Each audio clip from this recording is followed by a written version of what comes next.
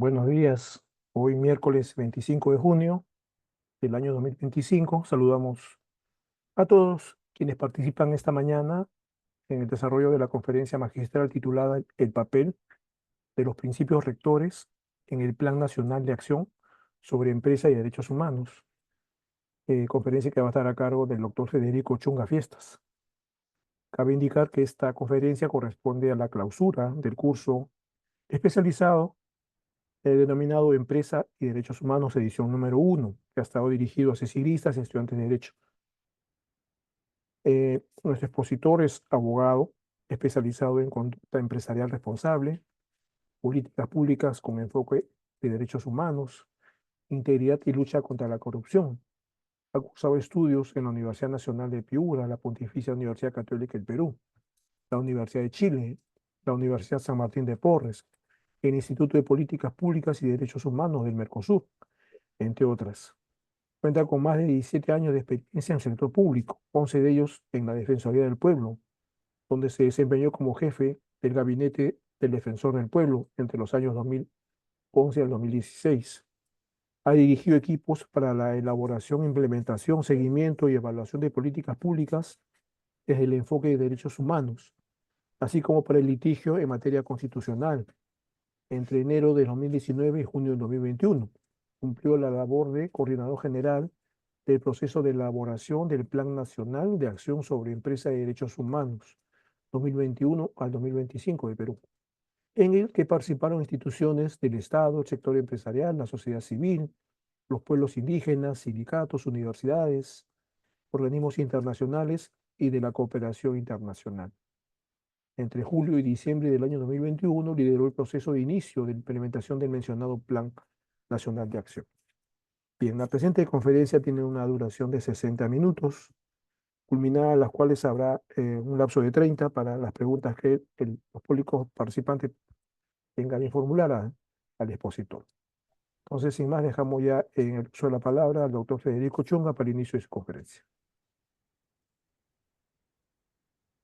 Muchas gracias, Adelante, doctor. señor Rosadio, por la presentación. Muchas gracias a todos y a todas los y las participantes en esta sesión. Entiendo que es de clausura del curso de Empresas y Derechos Humanos, el curso virtual para cesigristas.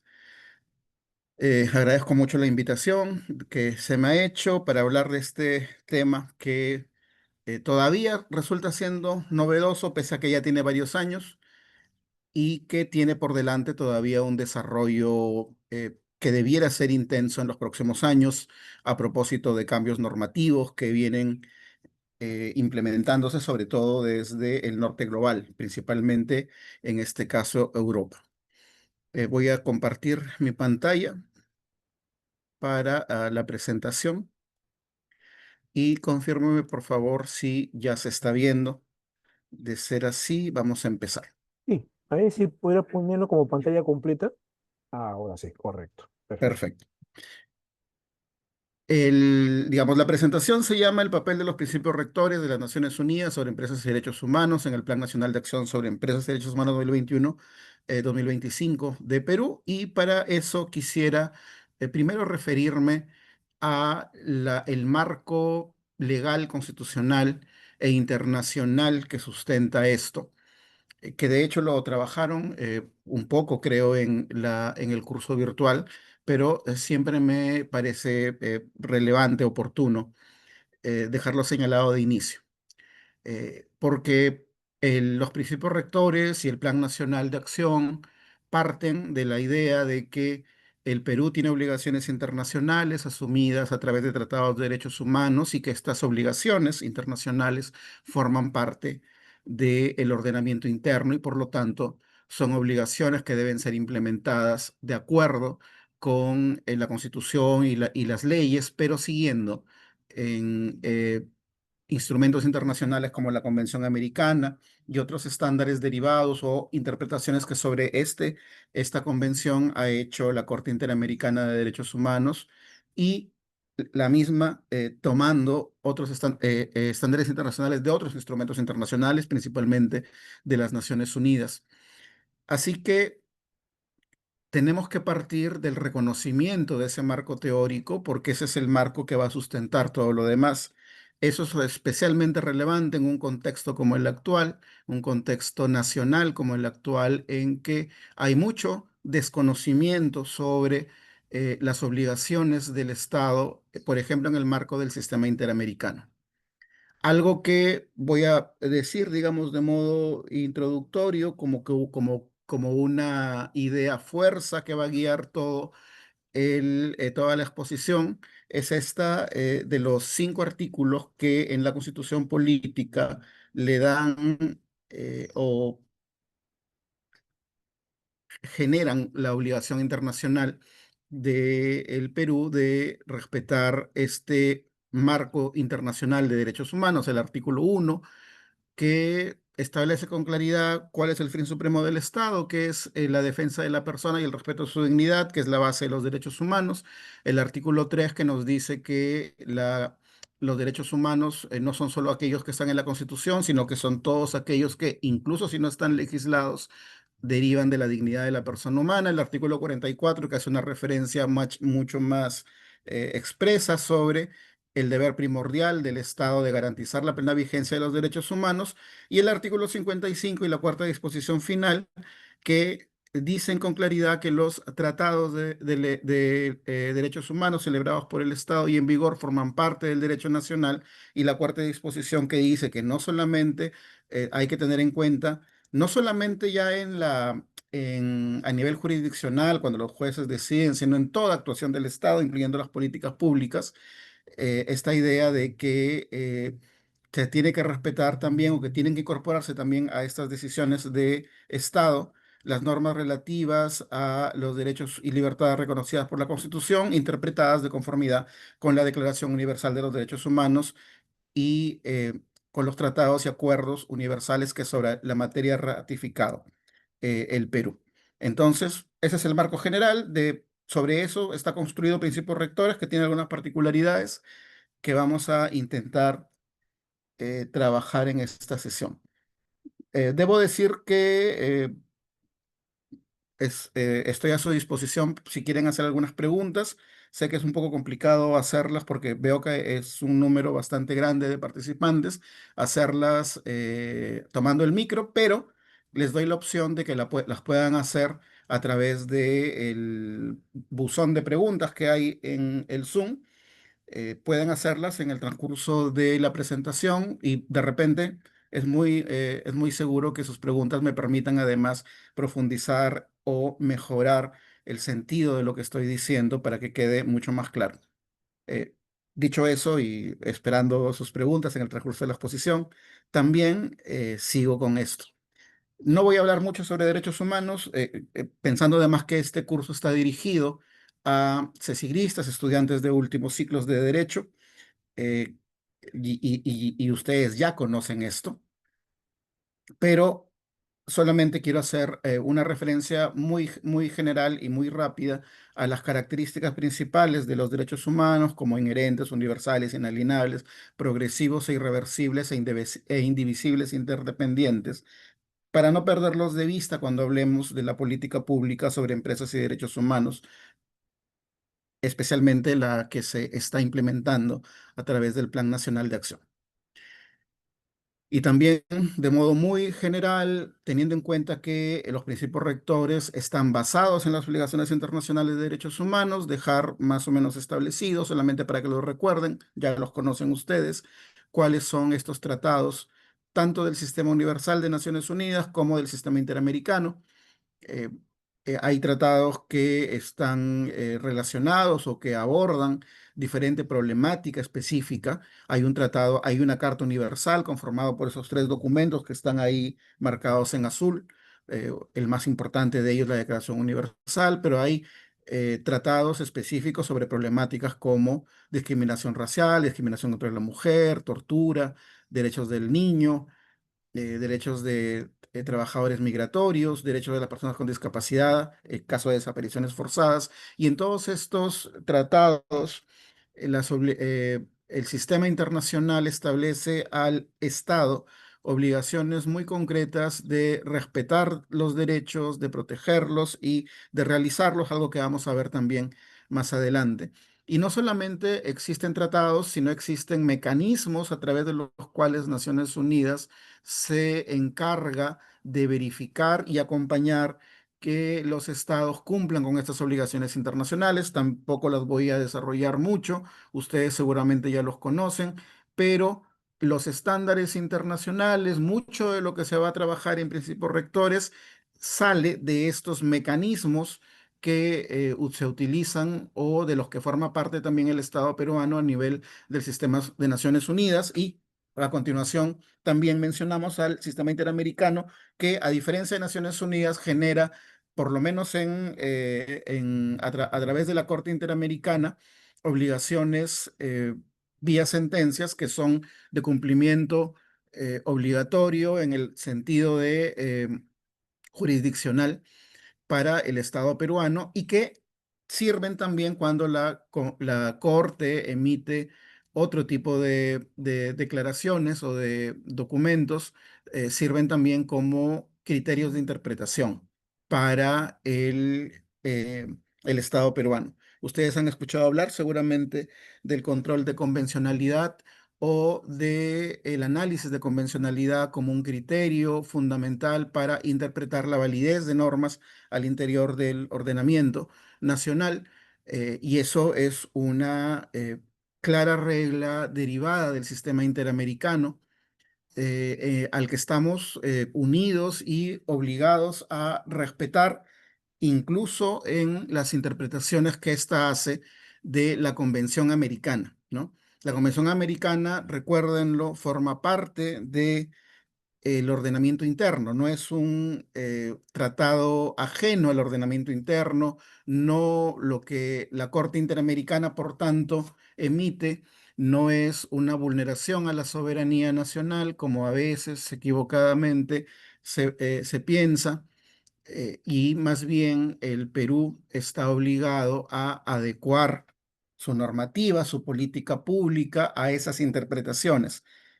Lo digo porque estamos, insisto, en un contexto en el cual, al parecer, por lo menos para algunos actores políticos, eso no es claro.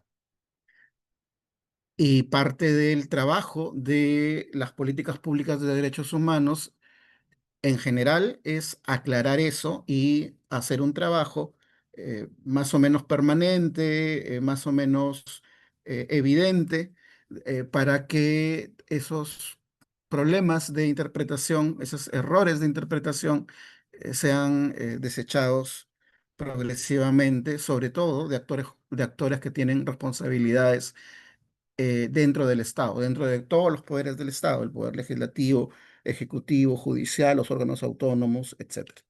Entonces, dentro del sistema interamericano también hay tratados específicos. Hay además una vinculación muy cercana entre el sistema universal y el sistema interamericano. En muchos casos, el sistema interamericano, en casi todas las sentencias de la Corte Interamericana, los estándares establecidos por Naciones Unidas son utilizados como criterios de interpretación, son reforzados y son adecuados a la realidad de cada país que forma la Organización de Estados Americanos, específicamente también en el caso del Perú. Y entonces, de todas esas obligaciones en derechos humanos, se salen las obligaciones más específicas de respetar, proteger y hacer efectivo o garantizar los derechos humanos, ya sea para facilitar o promover o poner los medios necesarios para que se cumpla con la vigencia efectiva de esos derechos. Esa discusión también no es parte de esta conferencia, pero solamente quería dejarla también sentada porque forma parte de lo que vamos a hablar. Es decir, el Estado no tiene solamente la obligación de no vulnerar derechos humanos, sino también tiene la obligación de hacer lo necesario para que los derechos humanos sean respetados, pero incluso tiene la obligación de hacer acciones o de ejecutar acciones positivas para garantizar que determinados derechos que sin la intervención estatal no podrían estar vigentes, lo sean. Hablamos ahí de, sobre todo, derechos económicos, sociales y culturales, derechos nuevos, entre comillas, porque ustedes saben que los derechos en sí mismos, los derechos humanos no son nuevos porque derivan de la dignidad de la persona humana, pero hay todo un trabajo en los últimos por lo menos 200 años, un avance, digo, en los últimos 200 años en el que se ha pasado de la idea de que el Estado solamente debe evitar vulnerar los derechos humanos a que el Estado debe tomar acciones efectivas, positivas, para garantizar que determinados derechos sean realmente vigentes para las personas. Insisto, esos derechos económicos, sociales, culturales principalmente, y eso tiene mucho que ver con el trabajo o con la política pública de empresas y derechos humanos. Y dicho eso, voy a entrar ahora dicho este marco internacional, voy a entrar ahora a el tema de políticas públicas, que es donde está insertado el Plan Nacional de Acción sobre Empresas y Derechos Humanos. Como ustedes saben, las políticas públicas son herramientas que el Estado utiliza para cumplir con sus objetivos. Recuerden, el objetivo principal del Estado es proteger los derechos humanos de las personas, pero no lo puede hacer de cualquier forma, lo tiene que hacer de modo organizado. Para eso tiene toda una estructura, el Estado con poderes, funcionarios, etcétera. Lo tiene que hacer a través de determinadas herramientas, y esas herramientas, la herramienta estándar para esto es la política pública, es decir, la forma en que el Estado decide atender determinados problemas. La política pública en sí mismo ya es todo un mundo en el que no vamos a adentrarnos tampoco, pero sí dejar la idea de que de que el Estado toma decisiones, las autoridades del Estado en general toman decisiones periódicamente, diariamente, sobre cuáles problemas públicos son o necesitan ser atendidos y cómo esos problemas públicos deben ser atendidos. Lo que plantea el enfoque de derechos humanos en las políticas públicas es que esa forma de ejercer el poder estatal para resolver problemas tiene que tener en cuenta un enfoque de derechos humanos. ¿Por qué? Porque en realidad, y ahí también esto es una idea fuerza de esta presentación, el enfoque de derechos humanos no es un enfoque más dentro de los enfoques de la política pública, sino es el enfoque, el principal enfoque que debe ser tenido en cuenta. ¿Por qué? Porque la función del Estado no es otra, sino en el fondo y al final de cuentas, la función del Estado es proteger y garantizar los derechos humanos. Entonces, es obvio, no lo es tanto en la realidad, pero por lo menos en términos teóricos es obvio que no puede ejercer ese poder de política pública si no es a través o teniendo en cuenta el enfoque de derechos humanos. Y eso tiene otras connotaciones, como esta idea de que no toda medida adoptada por los poderes del Estado debe asumirse como una política pública, sino que tiene que solamente tener, digamos, toda una carga técnica que vamos a ver más adelante de modo muy rápido, pero tiene que ver también con este enfoque. Yo espero que muchos de ustedes trabajen en el Estado, ojalá que tengan esa vocación y que se inserten dentro de esta lógica de la política pública. La política pública tiene lo que se denomina, por lo menos en la teoría, un ciclo de políticas públicas del que forma parte también el Plan Nacional, que lo ha seguido el Plan Nacional de Acción y que vamos a ver más adelante. La idea de aquí es que el enfoque de derechos humanos debe estar incorporado a lo largo de todas estas etapas de la política pública. Y quiero hacer mención también a un documento que creo que está no, con seguridad está en los documentos que se les ha entregado en el curso virtual, el informe de la Comisión Interamericana de Derechos Humanos sobre enfoque de derechos humanos en las políticas públicas, que desarrolla algunos principios que deben ser tenidos en cuenta en cualquier política pública, no solamente en una política pública de derechos humanos como el Plan Nacional, sino en cualquiera. La política pública para construir carreteras, la política pública sobre agricultura, sobre minería, sobre cualquier política pública, la política pública para que tenga un enfoque de derechos humanos debe respetar por lo menos estos principios, ¿no? O debe tener en cuenta por lo menos estos temas: igualdad, no discriminación, participación social en la política pública, mecanismos de reclamo y acceso a la justicia, producción y acceso a la información como garantía de transparencia y rendición de cuentas, protección prioritaria a grupos en situación de género y diversidad, y inclusión de perspectiva, perdón, y ahí inclusión de perspectiva, perdón, de género y diversidad.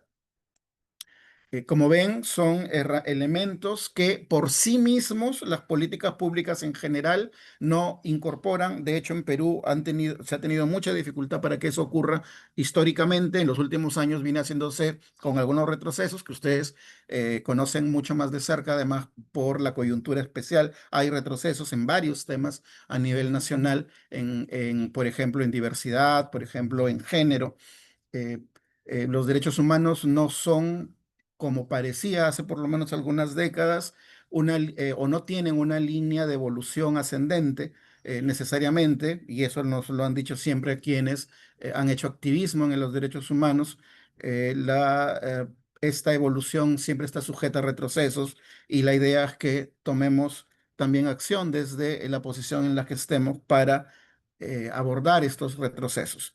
Pero ya entrando, digamos, un poco también en el contexto del Plan Nacional de Acción, la idea de un Plan Nacional de Acción sobre empresas y derechos humanos y en general la idea de cualquier política pública es que tenga en cuenta estos principios para que resguarde o asegure que el enfoque de derechos humanos es adecuadamente implementado.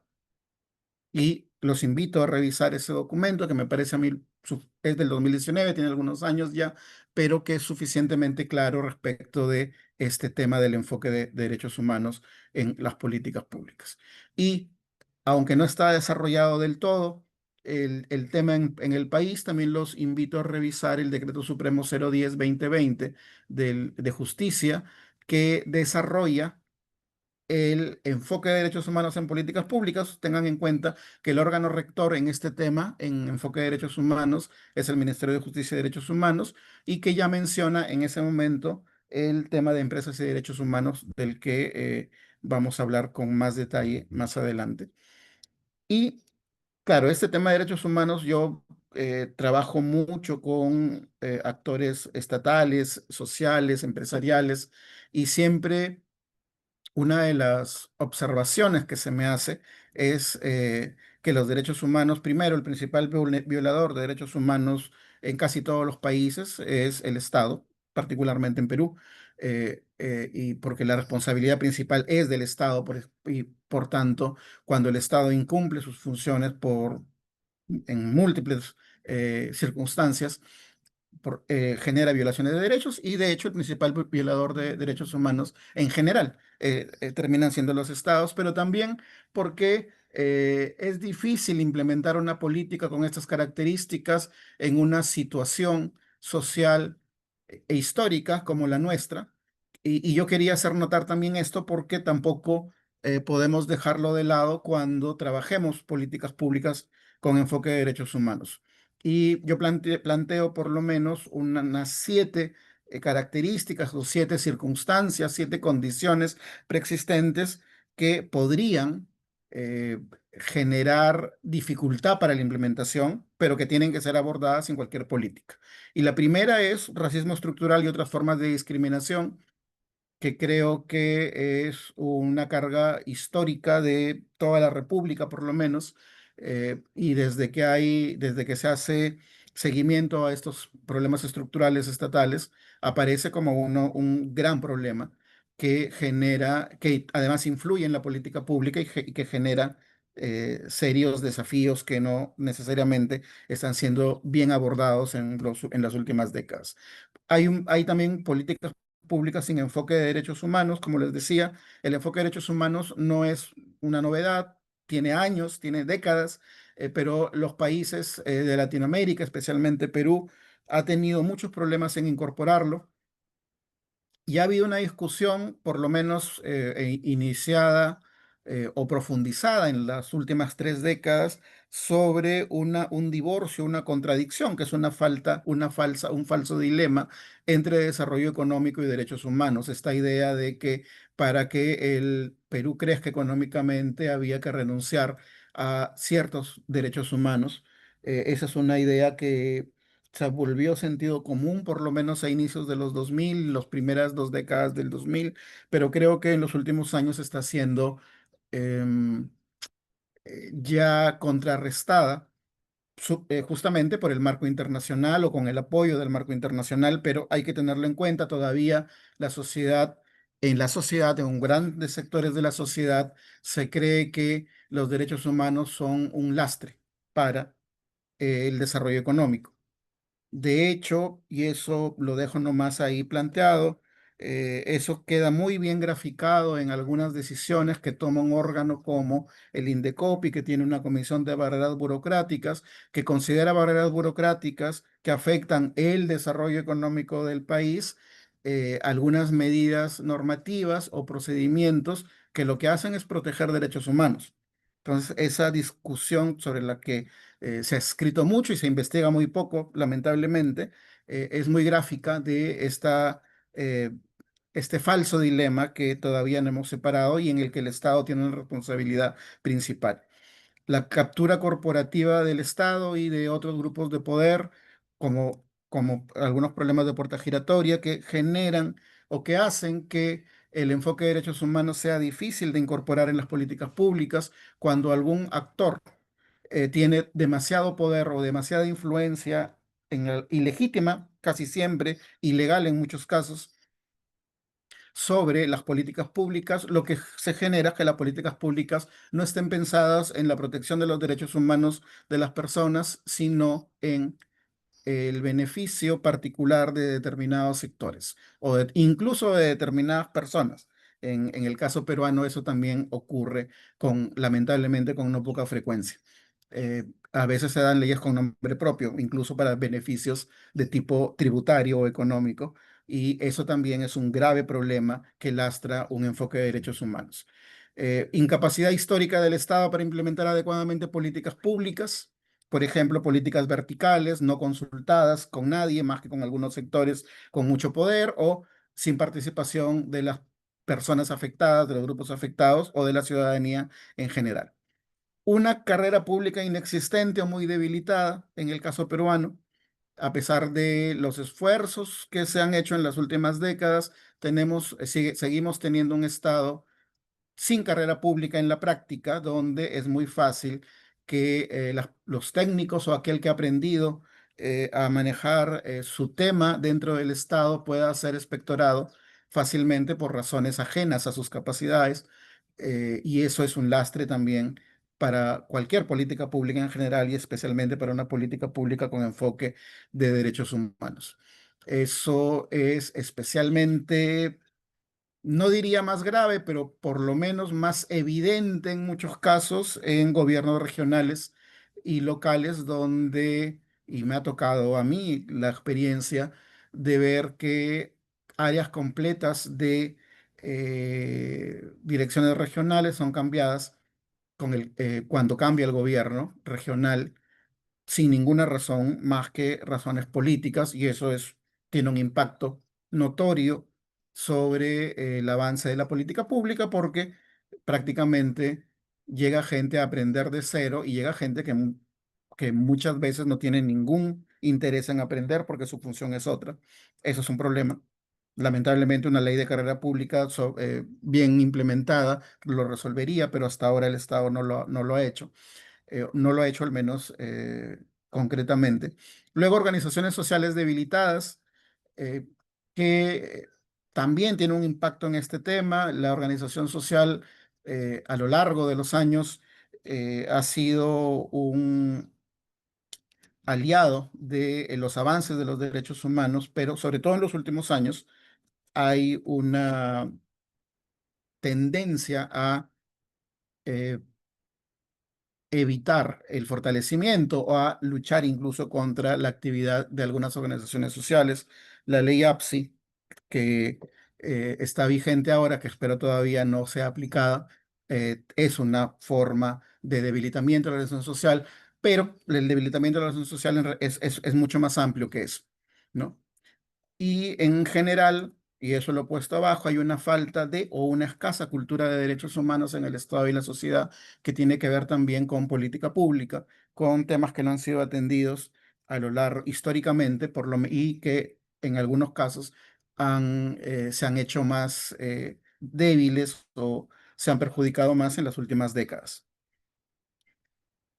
Entramos ahora sí, ese es el marco general y ya voy viendo el tiempo también, voy viendo preguntas, si es que alguno, perdón, ok, veo que tengo algunas preguntas. No, no tengo preguntas todavía. Ok, pero me mantengo atento a las preguntas. El marco internacional de empresas y derechos humanos, perdonen, esto que se movió la pantalla, el marco internacional de empresas y derechos humanos tiene eh, básicamente instrumentos no vinculantes hasta el momento. De hecho, el principal instrumento no vinculante es el de Principios Rectores de Naciones Unidas sobre Empresas y Derechos Humanos. Este instrumento es una respuesta a un intento que hubo a fines del siglo pasado, inicios del presente siglo, de hacer una especie de tratado sobre empresas y derechos humanos que reconociera las obligaciones internacionales de los estados, perdón, de las empresas en la vulneración de derechos humanos. No se logró. La respuesta fue a través de un proceso además que eh, eh, dirigió un profesor de Harvard que ha fallecido hace pocos años, John Ruggie, fue emitir una especie de guía de orientaciones basadas en, y eso es importante reafirmarlo, basados en tratados de derechos humanos que los estados habían ratificado. El segundo, y este principio rector, es este instrumento de principios rectores, es el principal porque todos los que vienen después de él están adecuados a los principios rectores, como las directrices para empresas multinacionales de la OCDE, que son anteriores a principios rectores, pero una vez que los principios se aprobaron en 2011 por la Asamblea de Naciones Unidas, las directrices fueron actualizadas para incorporar el capítulo de derechos humanos y para incorporar específicamente el deber del sector empresarial de la debida diligencia en derechos humanos que vamos a desarrollar muy rápidamente más adelante. Y cito también como instrumentos relevantes dentro de otros instrumentos que se han ido produciendo en la última década, por lo menos, la Declaración Tripartito de Principios sobre empresas multinacionales y política social de la OIT, que es principios rectores aplicado a derechos laborales, y el Pacto de Naciones Unidas sobre la ONU, que tiene un énfasis mucho más enfocado en el compromiso del sector, del gran sector empresarial en implementar también el enfoque de derechos humanos y los principios rectores en su trabajo, ¿no? Tanto OCDE, tanto como OIT, tanto estos instrumentos como el Pacto Global, los tres son preexistentes a principios rectores, pero van a ser actualizados y adecuados a partir del 2011 en que se aprueba principios rectores sobre empresas y derechos humanos. Los principios rectores son un instrumento no vinculante de soft law, como se le denomina también. No son un tratado, no crean nuevas normas, sino que son estándares internacionales que orientan y sirven de marco de interpretación para políticas, normas y casos judiciales. Una de las principales observaciones que se hizo a los principios rectores en el 2011, cuando aparecieron, cuando fueron aprobados, era justamente su falta de obligatoriedad, ¿no? Y claro, de hecho, actualmente se está discutiendo, se está negociando, es una negociación que todavía no avanza significativamente, pero ahí está, se está negociando un tratado de empresas y derechos humanos con la idea de dar un paso más.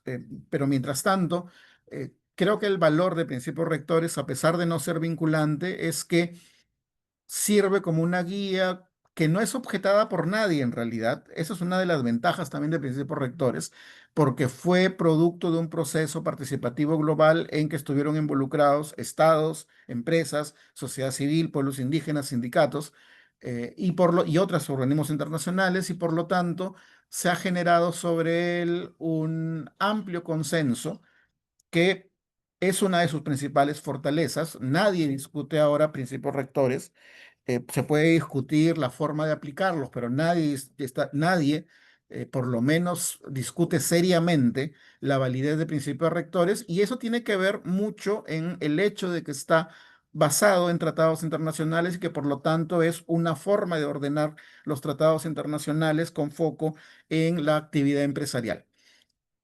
Así que creo que aun cuando hay que seguir reconociendo que no son vinculantes directamente, la discusión sobre si su falta de obligatoriedad los hace innecesarios o los hace también como perjudiciales a la lógica de empresas y derechos humanos, creo que es una, por lo menos es un argumento que ha ido perdiendo fuerza, sobre todo por lo que se ha venido logrando desde 2011 a partir de ellos, sin dejar, digamos, de reconocer que el establecer normas obligatorias parece ser y debiera ser un siguiente paso en la evolución de este tema. A ver, tengo algunas preguntas.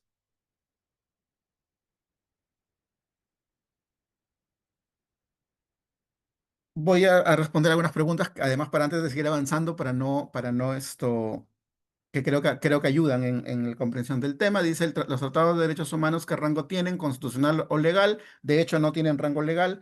Los tratados de derechos humanos, de acuerdo con la normativa que les dije, tiene por lo menos rango constitucional. Y hay una discusión de ahí de que si tienen más rango, pero por lo menos tienen rango constitucional, y en ese sentido tienen que ser aplicados e interpretados.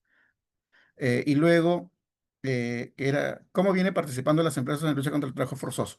De hecho, justo antes de entrar a esta sesión, estaba participando en otra sesión de OIT sobre trabajo infantil, y también sobre trabajo forzoso.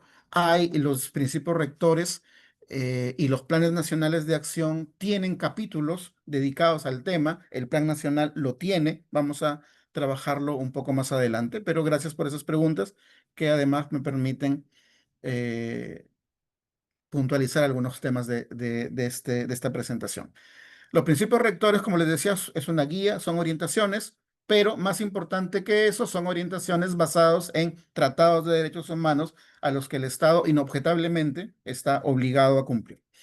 Están organizados en tres pilares: el pilar proteger, dedicado al Estado; el pilar respetar, dedicado al sector empresarial; y el pilar remediar, que está dedicado a ambos. Eso lo vamos a desarrollar, pero a grandes rasgos esto es. En el pilar proteger, los principios rectores orientan a un cumplimiento respetuoso de los derechos humanos en las funciones del Estado, tanto de regulación, supervisión, fiscalización, políticas públicas en general, recursos apropiados, control de empresas públicas, coherencia de las políticas públicas, que es un gran tema sobre el que me gustaría detenerme un poco. Primacía de los derechos humanos en acuerdos de comercio internacional e inversión, por ejemplo, es un gran tema que se está discutiendo mucho más en los últimos años a propósito de este desequilibrio que existe entre los países receptores de inversión y las grandes corporaciones de inversión generadas por los acuerdos comerciales de inversión, los tratados de libre comercio, entre otros. El pilar respetar supone que las empresas tienen obligación de respetar los derechos humanos, no solamente dentro de la empresa, por ejemplo, en el lugar de trabajo, sino también en sus entornos o en todos aquellos espacios sobre los cuales las empresas tienen algún impacto directo o indirecto. Eso lo vamos a ver con más detalle a continuación. Y el pilar reparar supone garantizar el acceso a un recurso sencillo y efectivo, estatal, no estatal, judicial o extrajudicial, en caso de violaciones de derechos humanos por parte de la actividad empresarial, y garantizar que esta reparación sea integral, oportuna, efectiva, pero que además se garantice la no repetición de las violaciones. En todo este tema, el concepto, que es un concepto nuevo, entre comillas, generado por principios rectores de debida diligencia, es fundamental. Lo vamos a ver brevemente más adelante, y estoy controlando mi tiempo para no eh, extenderme demasiado sobre algunos temas. tienen a disposición en los materiales lo que son los principios, cada uno de los principios rectores, son 31 principios, no voy a referirme a ellos, quiero referirme a algunos que, por ejemplo, me parecen importantes porque no ha sido usual en el caso peruano tenerlos en cuenta cuando hablamos de derechos humanos, ¿no? El caso de empresas públicas, por ejemplo, el Estado tiene todavía, a pesar de que la privatización de los 90 hizo que el Estado dejara casi la actividad de empresario público, todavía el Estado tiene empresas públicas y la idea de los principios rectores, que además está contenida en tratados internacionales, es que en el caso de las empresas privadas, estas no tienen obligaciones internacionales directas sobre los derechos humanos, pero eso no ocurre en las empresas públicas, porque las empresas públicas, al ser de titularidad estatal o de control estatal, sí a ellas como Estado, les genera una obligación directa de respeto de derechos humanos y por lo tanto no podemos hablar como similares en términos de responsabilidad en derechos humanos de las empresas privadas de las empresas públicas. Y aquí lo que los principios rectores le indica o le guía a los estados es que deben tomar lo que se denomina medidas adicionales de protección contra violaciones de derechos humanos cuando realizan actividades económicas o reciban incluso apoyo financiero de organismos internacionales exigiendo procesos de debida diligencia. En el caso de la contratación pública, también los estados deben promover eh, el respeto de los derechos eh, cuando realizan actividades comerciales con el sector empresarial. Es algo que, por ejemplo, no quedaba muy claro, incluso cuando se ha hecho el Plan Nacional de Acción. El Estado es uno de los principales compradores en el país, compra gran parte de lo que se produce, tanto en bienes como en servicios. Y la lógica acá es que el Estado, cuando compra, a empresas grandes, medianas y pequeñas, está financiando estas empresas y cuando estas empresas violan derechos humanos para generar su actividad, lo que está ocurriendo es que el Estado está financiando esas violaciones de derechos humanos y eso en términos de marco internacional y de lógica casi de sentido común no debería ser admitido, pero el Estado tiene que tomar medidas respecto de eso. Hay dentro del plan algunas acciones dirigidas a eso que se están implementando todavía de modo muy modesto y vamos a tener oportunidad también de conversar sobre eso. Este es un gran tema, el pilar 8 que lo menciono acá, es el tema de la coherencia de las políticas públicas. La coherencia de las políticas públicas supone que el enfoque de derechos humanos y los compromisos estatal de respetar los derechos humanos tiene que ser igual en todos los sectores estatales. No puede ser posible que el tema de derechos humanos solamente sea materia de preocupación o de acción de política pública de sectores como justicia y derechos humanos, que es el rector, mujer, que tienen los grupos vulnerables, mujer, niñez y otros, o los sectores, por ejemplo, ambientales, que son los que están en teoría, por lo menos en el imaginario, más relacionados con los derechos ambientales.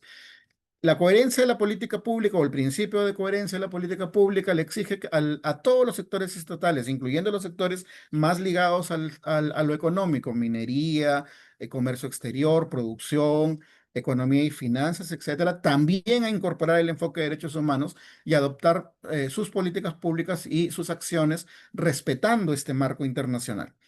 Y eso lo van a ver ustedes, eso es muy, muy común en el caso peruano. Y quienes hemos tenido experiencia negociando o trabajando planes nacionales de acción, ya sea de derechos humanos, de derechos humanos, hemos notado que hay un cambio significativo en los últimos años respecto de esa conciencia de estos sectores sobre sus obligaciones en derechos humanos. En el 2017, cuando se empezó, o el 2018, cuando se empezó a hacer el Plan Nacional de Acción, eh, que oficialmente empezó en enero de 2019, muchos sectores económicos estatales tenían la idea de que ellos no tenían nada que ver con derechos humanos. De hecho, en algunos casos, algunos se excusaron formalmente de participar en una discusión del Plan Nacional de Acción diciendo que no tenían ninguna competencia en derechos humanos cuando su actividad impactaba directamente en derechos humanos de personas, ¿no? La actividad minera, la actividad de producción, pesquera, agrícola, eh, tiene por supuesto un impacto directo en derechos humanos que tiene que ser resguardado de que no se convierta en un impacto negativo por el Estado.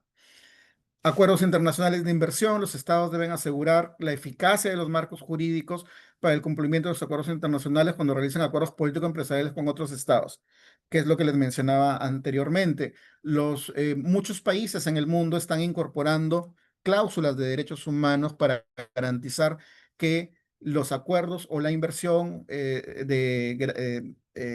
fomentada por estos acuerdos no termine vulnerando derechos humanos de modo injustificado, sobre todo a grupos vulnerables. Pueblos indígenas en la mayoría de casos son sobre todo cuando hablamos de actividad extractiva, pero también niños y niñas y adolescentes en el caso de trabajo infantil, etcétera, son impactados por la inversión en base a estos acuerdos. Y estos acuerdos no tienen mecanismos que garanticen que el Estado tiene la capacidad de abordar esa problemática, de repeler esa problemática, y eso, por ejemplo, es una novedad, entre comillas, no lo debería ser tanto, que los principios rectores incorporan.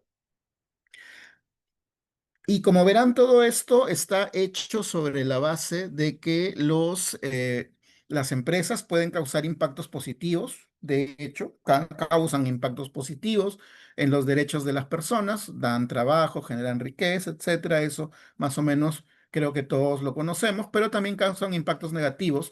Y esos impactos negativos pueden ser causados por sus propias actividades, pero también la empresa puede contribuir a causarlos a través de sus propias actividades, a través de actividades de sus contratistas y proveedores, que es la cadena de suministro, a través de terceros, pero vinculados directamente a operaciones, productos o servicios. Lo importante o lo novedoso, entre comillas, de la debida diligencia empresarial y del marco de empresa de derechos humanos es que le pide a la empresa tener cuidado respecto de todo esto, todo este contexto, no solamente de su actividad directa, sino también de su actividad indirecta. Y recomiendo para una bajada latinoamericana de los principios rectores, revisar el informe de la Comisión Interamericana de Derechos Humanos, que fue elaborado por la Relatoría de Derechos Económicos, Sociales, Culturales y Ambientales, la Redesca, el informe que está ahí, que también les ha sido dado en los materiales, Empresas y Derechos Humanos, Estándares Interamericanos, que, como les decía, es una bajada de principios rectores a la lógica, el contexto latinoamericano, el contexto del sistema interamericano, que además desarrolla lo que está en esta diapositiva, las obligaciones convencionales de los estados en el contexto de actividades empresariales derivadas principalmente de estos tres artículos de la Convención Americana sobre Derechos Humanos. Eh, y que tiene que ver básicamente con los tres pilares de los principios rectores. No lo voy a desarrollar porque ya se me está acabando el tiempo. Eh, y quiero referirme ya ahora al pilar 2. El pilar 2 es la obligación de las empresas de respetar los derechos humanos. Les decía que un gran consenso obtenido por principios rectores es esta idea de que las empresas tienen obligaciones concretas de respeto de derechos humanos, pero que esa obligación concreta la deben cumplir no de cualquier forma, sino a través de un procedimiento operativo.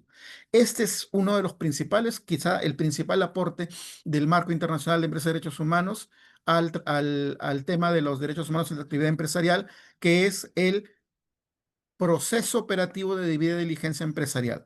Un proceso permanente de 6 pasos que es un marco general. Esta figura, este gráfico lo he sacado de las líneas directrices, perdón, de la guía de la OCDE sobre debida diligencia empresarial, que como les decía, se adecua a los principios rectores, la OCDE también, y incluye 6 pasos que deben ser realizados operativamente por todas las empresas, pero que deben ser adaptados a la realidad de cada empresa.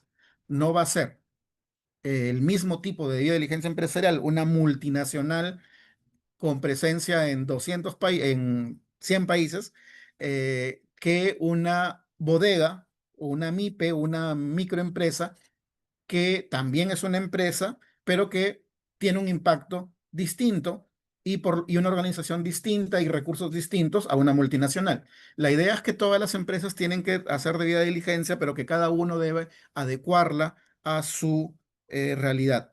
Y esto abre también una gran línea de trabajo, investigación académica, etcétera, para el derecho y no solo para el derecho, para las actividades, para las facultades de economía, administración, gestión pública, etcétera, porque en los siguientes años esto va a generalizarse, sobre todo por el impulso de normativas como la de la Unión Europea, que ahora mismo en Alemania, por ejemplo, o a propósito de una ley alemana, exigen que todo comercio entre nuestro país y Unión Europea, las empresas europeas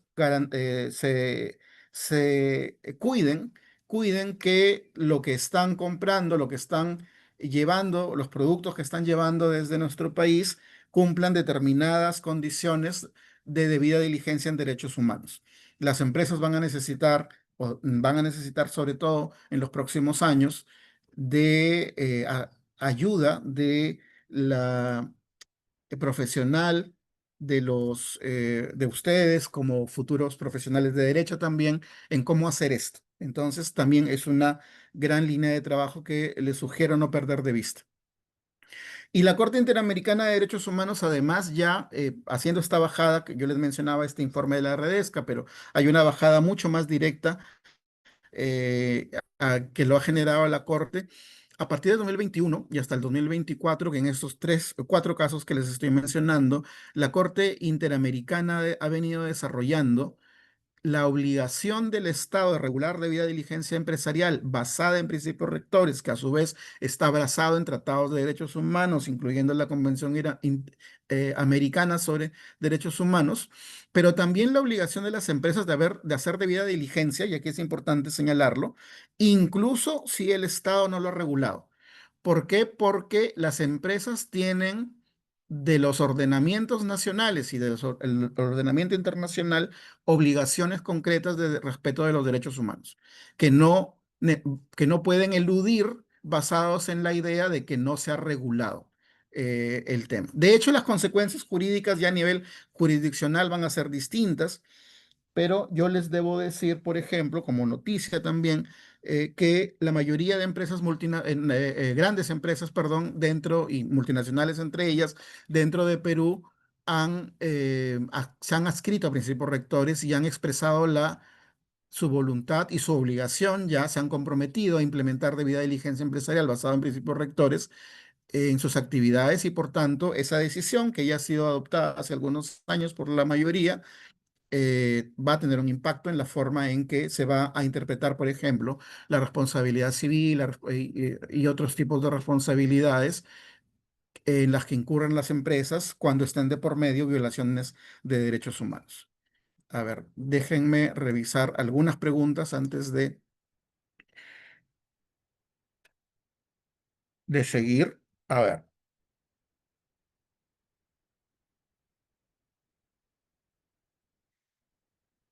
ahora hay varias, pero a ver, vamos a responder.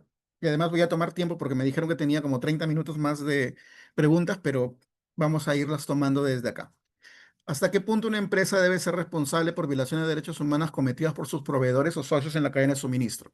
El marco de principios rectores plantea de que hay una responsabilidad. De hecho, la empresa no puede excusarse de de que su proveedor o de que no sabía que su proveedor violaba derechos humanos. Y más bien, el mecanismo y la herramienta que le da es justamente la herramienta de debida diligencia empresarial. Hay un trabajo ya avanzado de varias empresas, grandes empresas en el Perú, de establecer lineamientos con sus proveedores para evitar eso. Es decir, en la lógica de empresas y derechos humanos, las empresas también son responsables, en la lógica de debida diligencia, de por lo menos hacer debida diligencia sobre sus proveedores. La otra pregunta, ¿los contratos CAS vulneran derechos laborales?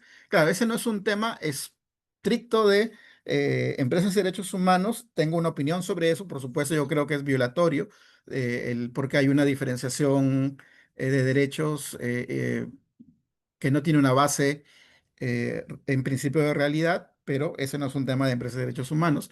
Yo les decía, el Estado es uno de los principales vulneradores de derechos humanos y esa es una de las, eh, de las formas en que lo hace.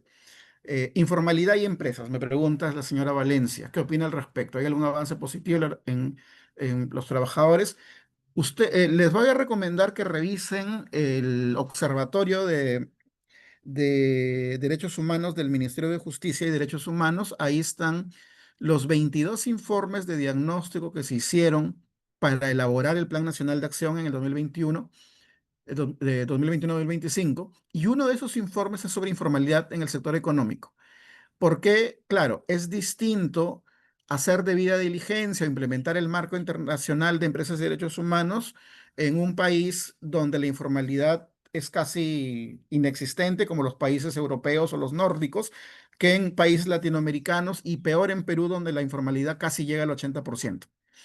Algo que debo decir y debo aclarar, porque un argumento que siempre se utilizó contra la debida diligencia empresarial es que el problema no eran las empresas formales, sino la informalidad, donde el 80% está. Y ahí debo decirles que la función de un Plan Nacional de Acción sobre Empresas y Derechos Humanos no es luchar contra la informalidad, porque la política contra la informalidad tiene otros órganos rectores. Lo que, de hecho, el plan tiene un impacto o debiera tener un impacto sobre la informalidad. Por ejemplo, para poner uno de tantos ejemplos que podría poner, uno de esos impactos podría ser a través de la contratación pública.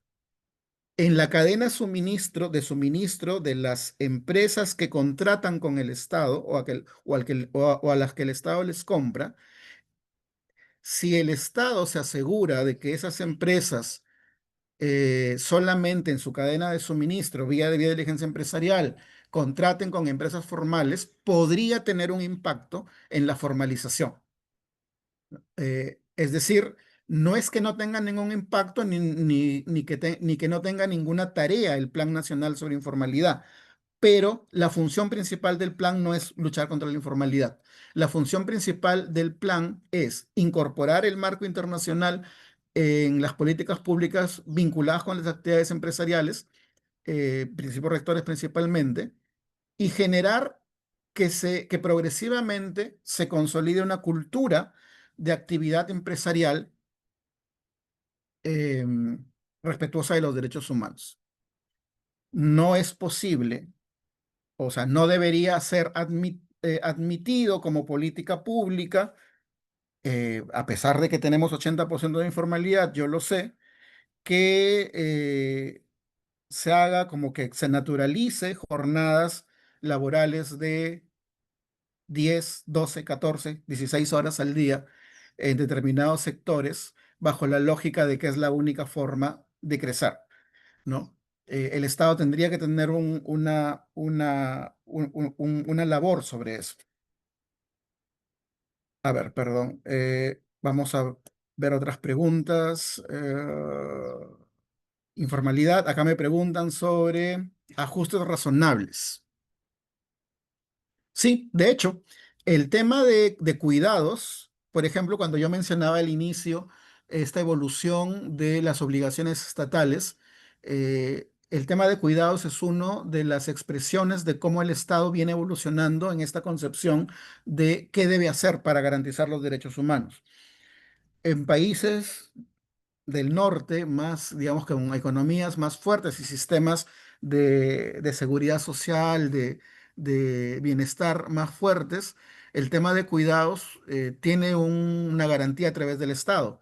Eh, Nos gustaría, de hecho, deberíamos ir sobre eso, eh, garantizar que una persona que tiene en su familia una persona con discapacidad no vea mermada su proyecto de vida porque él tiene que dedicarse al cuidado de esa persona al 100%, sino que deben haber mecanismos, ya sea estatales o privados, pero normados, regulados, a través de los cuales se le garantice ese proyecto de vida y se garantice la atención de la discapacidad. Eso no ocurre en el Perú todavía, posiblemente estamos todavía muy lejos de eso, No lo estamos en realidad por falta de recursos, lo estamos por falta de decisión política y de eh, enfoque de derechos humanos en las políticas públicas, pero ese es un ejemplo de cómo ha evolucionado las obligaciones del Estado y de cómo el sector empresarial también debiera incorporar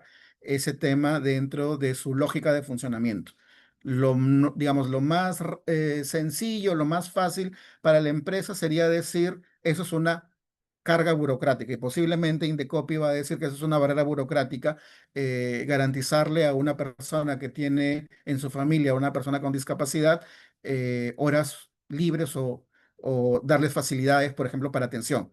Posiblemente eso esté en la mente de algún funcionario, pero el marco internacional te dice por lo menos que debes pensar en ir o tomar ese camino de generar un marco para el cuidado de las personas.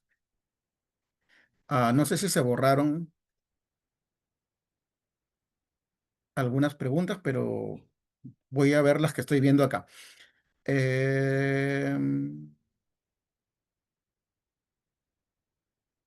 In the copy. Sí, hay una pregunta del señor Córdoba sobre la ley 3424 y 3112, que lo decía antes. Uno de los principios del enfoque de derechos humanos es que las políticas públicas, incluyendo la legislación, deben ser consultadas o deben tomar en cuenta principio o deben tomar en cuenta criterios de bien común más que criterios de beneficio de algún sector. Eso lamentablemente ocurre mucho en los países de Latinoamérica, en Perú en especial, y es un gran problema de la política pública.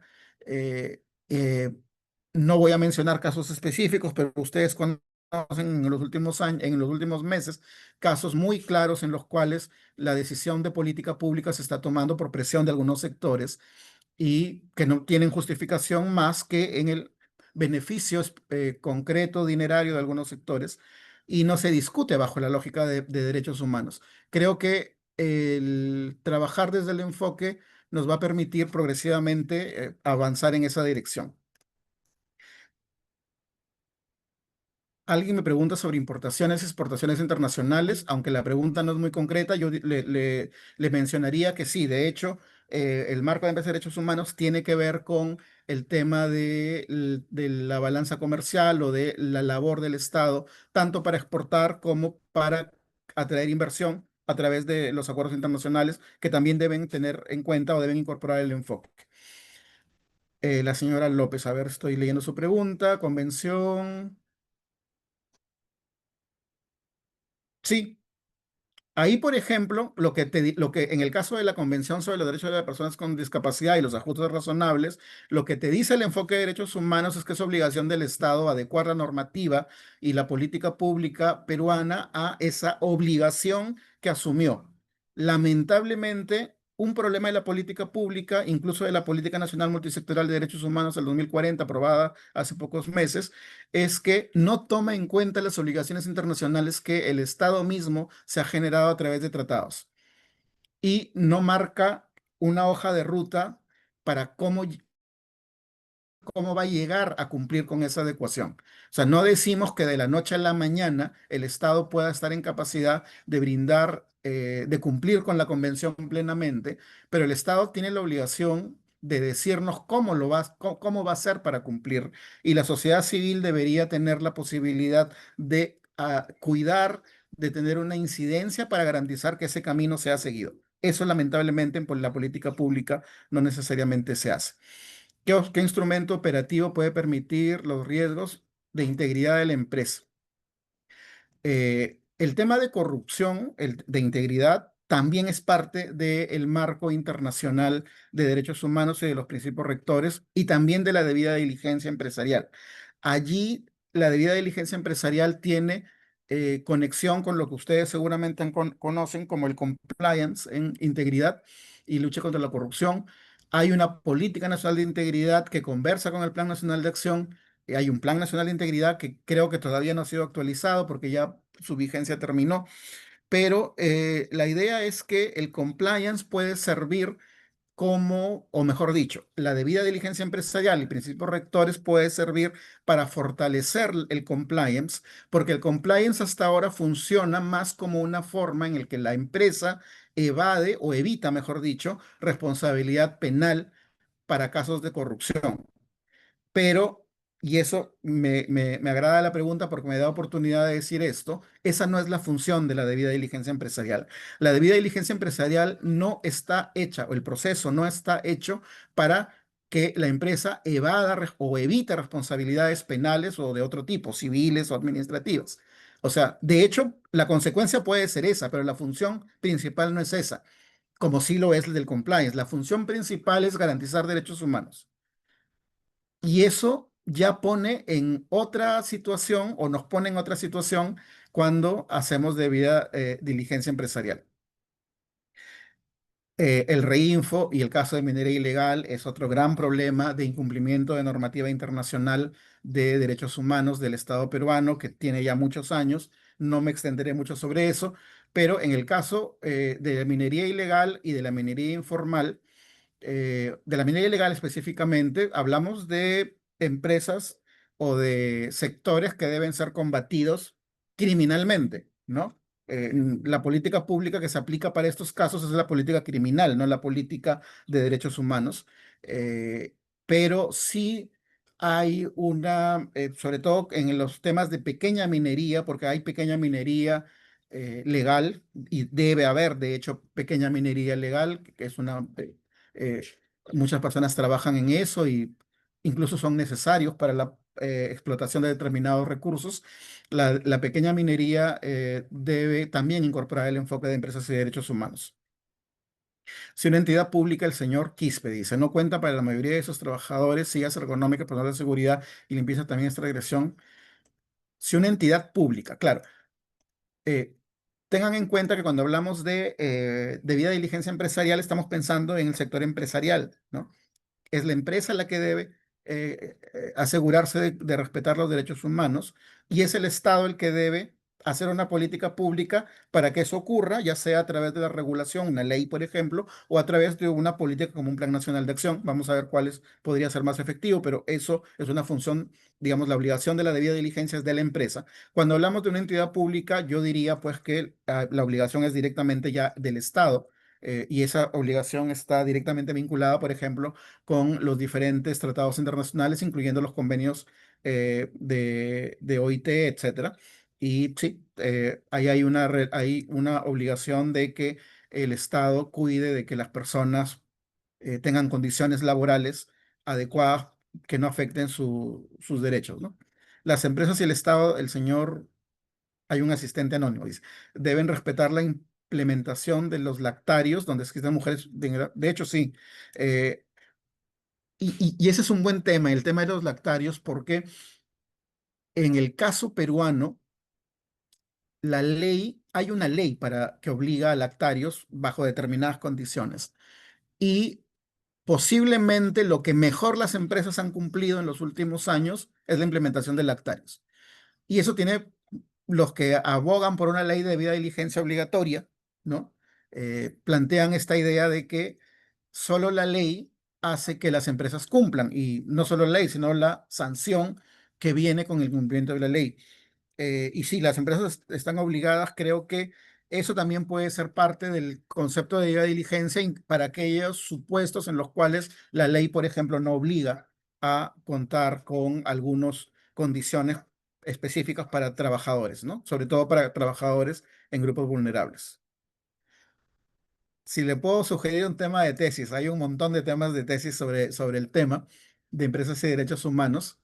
De hecho, mi tesis estoy haciendo una tesis sobre eso, espero que terminarla, pero creo que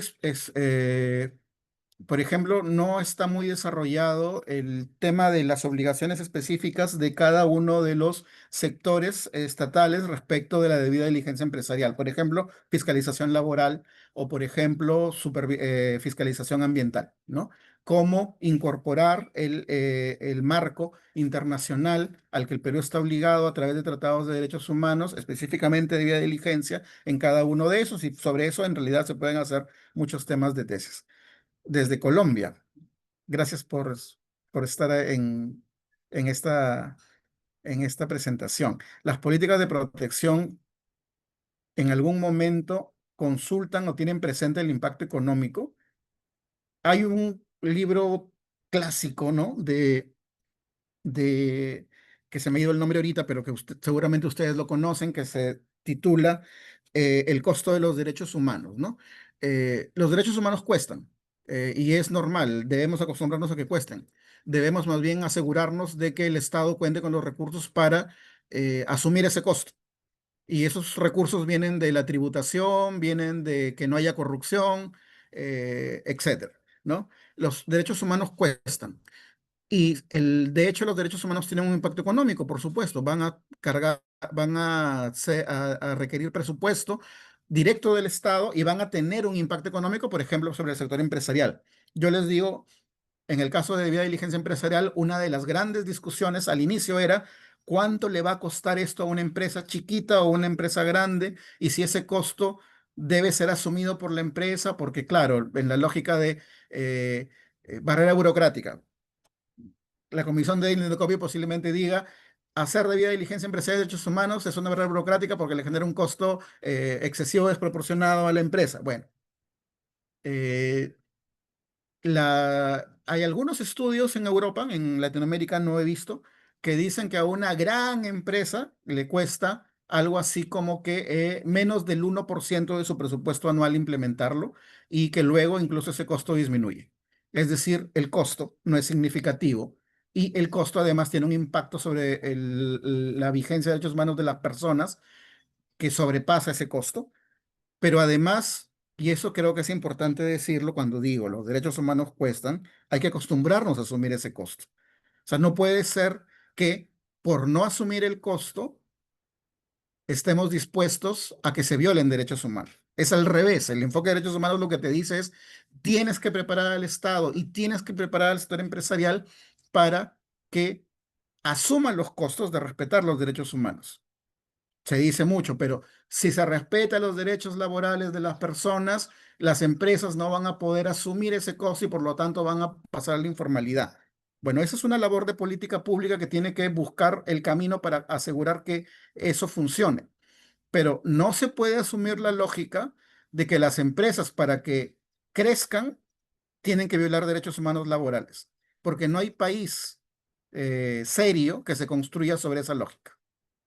Estamos construidos con un 80% de informalidad y tenemos que ir contra eso, pero el gran problema que tenemos es que todavía discutimos este falso dilema. No estamos tomando en serio este problema desde el punto de vista de la coherencia de las políticas públicas también. Planes de bienestar social y laboral. Alimentación saludable, no conozco mucho sobre esto, pero yo diría que podría ser parte de debida diligencia empresarial. ¿Existe responsabilidad? Esa es una buena pregunta del señor Escobedo. ¿Existe responsabilidad penal o administrativa para aquellas empresas que no actúan con debida diligencia en el ámbito de protección de derechos humanos? Ahí hay que diferenciar dos cosas. En términos de debida diligencia empresarial, directamente no hay una sanción, como sí lo hay en Alemania, por ejemplo. En Alemania actualmente está vigente, ya hace algunos años, una ley de debida diligencia obligatoria. Si la empresa no hace debida diligencia, puede incurrir en una sanción administrativa y una multa, por ejemplo, ¿no? En Perú no hay eso, no hay una sanción administrativa por no hacer debida diligencia. Eso no quiere decir que las empresas no tengan responsabilidades ya previstas en el ordenamiento cuando violan derechos humanos.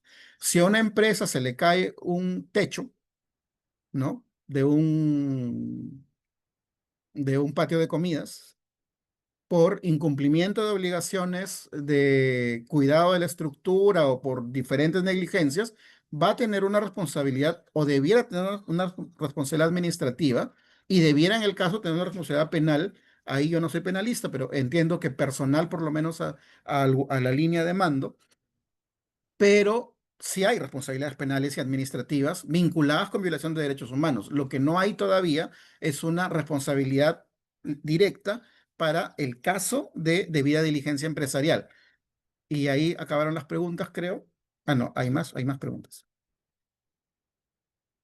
Señor Rosario, yo estoy tomando mi tiempo ya de los 30 minutos y al final voy a cerrar ya con el Plan Nacional, que es para lo que ustedes también, o que ustedes también quieren conocer. Correcto, doctor, no Ah, hay problema. existe responsabilidad penal ya, derogatoria de la Ley de Trabajadoras Sociales. Sí, yo diría que sí. O sea, el trabajo social es importante, y el trabajo social tiene mucho que ver, no es lo único, pero tiene mucho que ver con la debida diligencia empresarial. No me acuerdo en este momento de qué trata el DS 009665, o debe ser 25, pero si me lo pone con más precisión, tal vez le pueda responder ahí. Hasta ahí están las preguntas. Gracias por hacerlas. Me gusta mucho además que las hagan porque nos permite ahondar en unos temas que serían aburridos si es que solo los expongo. Y sigamos con el tema. Entonces, yo decía que hay el Pilar 2 crea este proceso operativo de debida diligencia empresarial que facilita a la empresa o debiera facilitar a la empresa el cumplimiento de su responsabilidad de respeto de los derechos humanos. Y les decía, tengan atención a este proceso, porque este proceso es un proceso que tiene un amplio consenso, posiblemente deba ser mejorado, o va a ser mejorado en los siguientes años, pero esto es lo que se viene aplicando debido a varios contextos normativos europeos incluso, y en esto las empresas y el Estado va a necesitar el apoyo, la investigación a través de tesis, como comentaba la colega, pero también el apoyo profesional de abogados, economistas, ingenieros, administradores, etcétera. En realidad, olviden que este es un tema de abogados, esto es un tema donde los abogados vamos a tener que aprender de empresas, por ejemplo, no desde el sector, no desde el lado del derecho de la empresa solamente, sino desde el lado mucho más operativo. Y es bien interesante. O sea, yo me he metido en este tema, he empezado a meterme en este tema en el 2017, ¿no? Tengo unos 8 años ya en el tema, pero siempre, sobre todo desde mi visión de abogado de derechos humanos, siempre uno está aprendiendo cosas nuevas, porque además esto está sectorializado, ¿no? Eh, Hay guías de la OCDE de debida diligencia empresarial para minería, para calzado, para textil, para agricultura, para café, etcétera. Para trabajo infantil, de OIT también. O sea, hay un montón de subespecialización que se está abriendo sobre este tema. Les decía del caso, revisen estos casos, estos de la Corte Interamericana. Como verán, los dos casos últimos son sobre Perú. Así, y ahí desarrolla esta idea la Corte Interamericana de que vía Convención Americana, los principios rectores están siendo tomados como marco de interpretación para que el Estado tenga la obligación de regular. No dice cómo regular, pero sí tiene la obligación de regular, pero además las empresas tienen la obligación de hacer debida diligencia, independientemente de que el Estado regule por esta obligación derivada de los tratados internacionales, y en el caso del Perú, del artículo 1 de la Constitución, que le dice al Estado, pero no solo al Estado, sino también a la sociedad de la cual las empresas forman parte, que tienen como fin supremo el respeto de los derechos humanos de las personas. Eh, y miren, este cuadro que seguramente se los van a entregar, yo escribí un artículo que está una versión preliminar está en un libro y una versión más avanzada en otro libro, que creo que están en los materiales también que yo se los di, donde desarrollo esta idea de debida diligencia empresarial como un ecosistema, ¿no? Que tiene que ver con esta pregunta que me hicieron de las responsabilidades penales o administrativas de las empresas. Entonces, creo que la debida diligencia empresarial no solamente va a generar un nuevo proceso operativo empresarial, sino que va a obligar a que se reinterpreten algunas normativas ya existentes, sea de el Código Civil, de la Ley General de Sociedades, del Código de los procedimientos administrativos sancionadores en varios sectores, porque esto tiene que ser, o sea, esto va a obligar a reinterpretar la forma en que se está implementando esta normativa. Eh, y hay toda como que un conjunto de normas, tanto internacionales, nacionales, voluntarias, obligatorias, que coexisten a su vez y que le están dando forma a esto.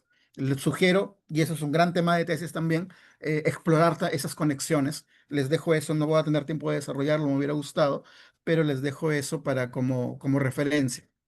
Eh, y la debida diligencia en el ordenamiento peruano, también les dejo como, yo creo que esa es una forma de ver cómo se ha ido incorporando con normativa preexistente, adhesión del Perú a las líneas directrices de la OCDE. De hecho, el Perú ya se compromete con las líneas directrices de la OCDE en el 2009, con lo cual la actualización del 2011, que incorpora el concepto de debida diligencia, ya por lo menos el Perú en algún documento en el que se comprometía de modo internacional, ya lo incorpora el 2011. O sea que en estricto no es con el Plan Nacional de Acción con el que el concepto entra al ordenamiento, sino, bueno, el plan ya lo operativiza mucho más, sino con lo que existía antes, por lo menos desde 2011 con la actualización de las líneas directrices de la OCDE, y yo creo que reinterpretando y haciendo un ejercicio que será muy posiblemente jurisdiccional con normativa preexistente. Ya ahí no me voy a detener y quiero pasar al Plan Nacional de Acción. El Plan Nacional de Acción, me quedan como 8 minutos. El Plan Nacional de Acción es parte de la política pública. He hecho siempre muestro este cuadro porque, claro, la política pública en general tiene que tener enfoque de derechos humanos.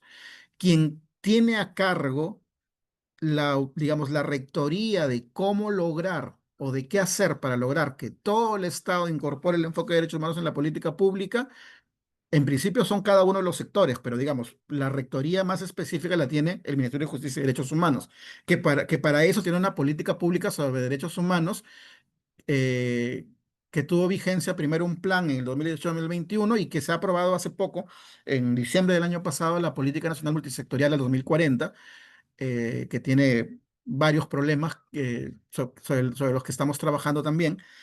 Y dentro de esa política de derechos humanos, la política pública sobre empresas y derechos humanos es mucho más específica para temas de actividad empresarial.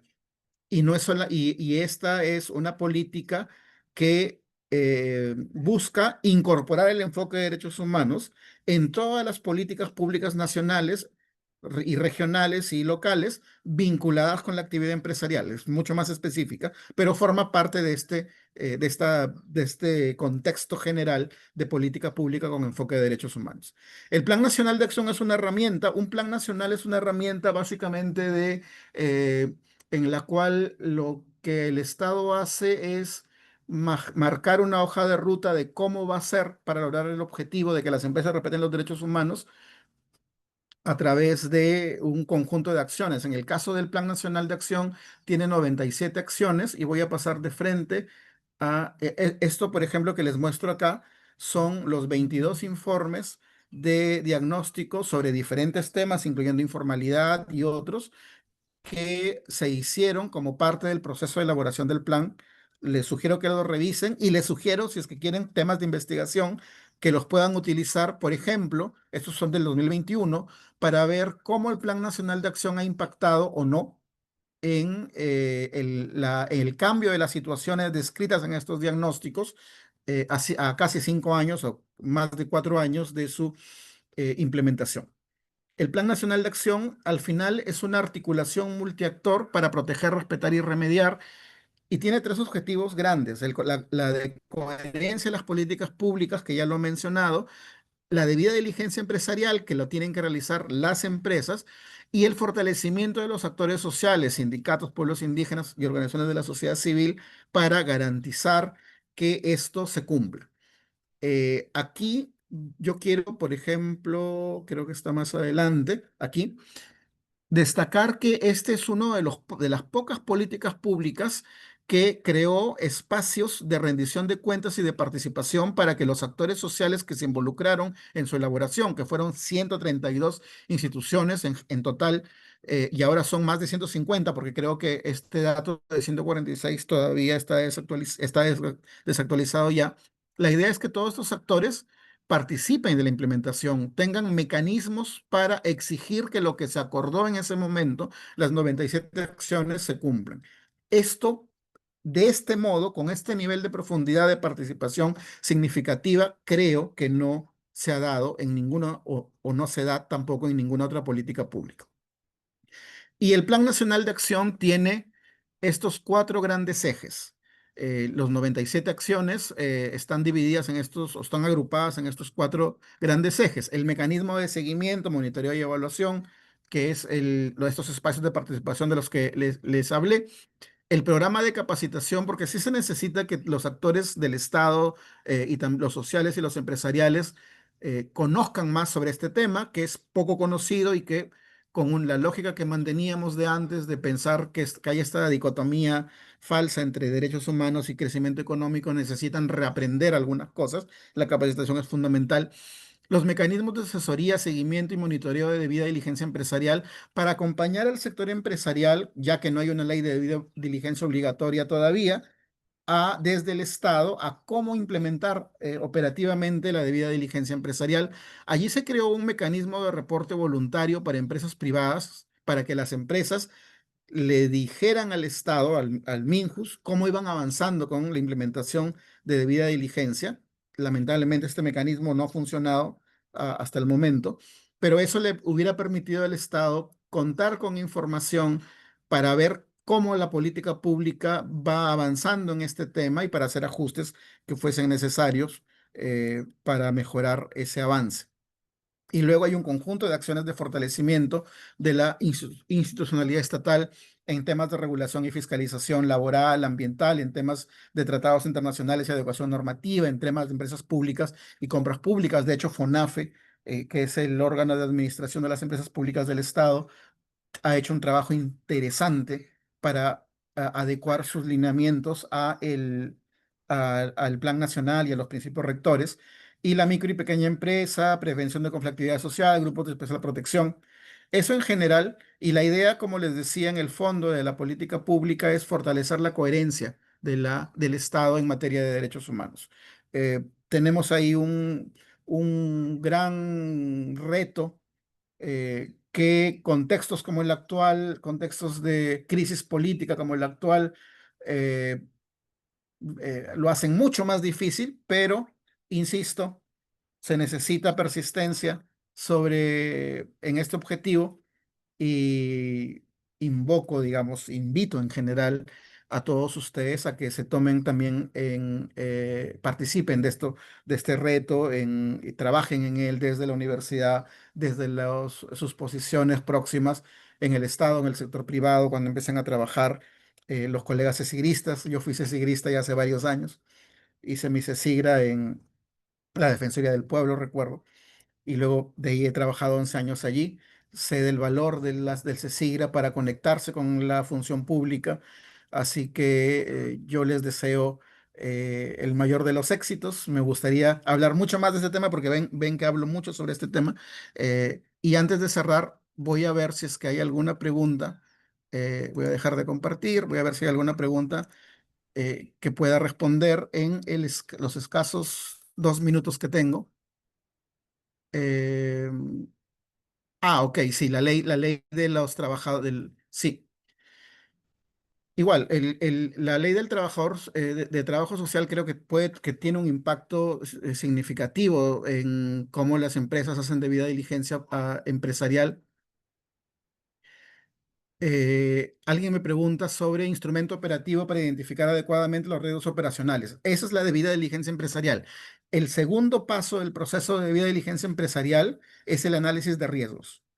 De hecho, la empresa tiene que hacer un análisis de riesgo periódico para ver, porque claro, la empresa puede tener muchos riesgos, pero tiene que evaluar cuáles de ellos va a priorizar, cuáles de ellos son más posible de que ocurran, etcétera. Hay varios criterios ahí que se utilizan, pero el sistema, el proceso operativo es el proceso que sirve para ese análisis de riesgos. Luego me preguntan, violencia contra la mujer.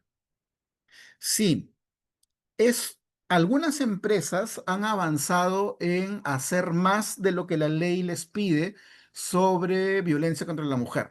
Por ejemplo, asistencia psicológica o apoyo con algunos temas de prevención de violencia o de abordaje de violencia, en algunos casos hacia las mujeres que sufren violencia, y en algunos otros casos para que los varones que pertenecen a la empresa ingresen a la cultura de no violencia o, digamos, afiancen la cultura de no violencia.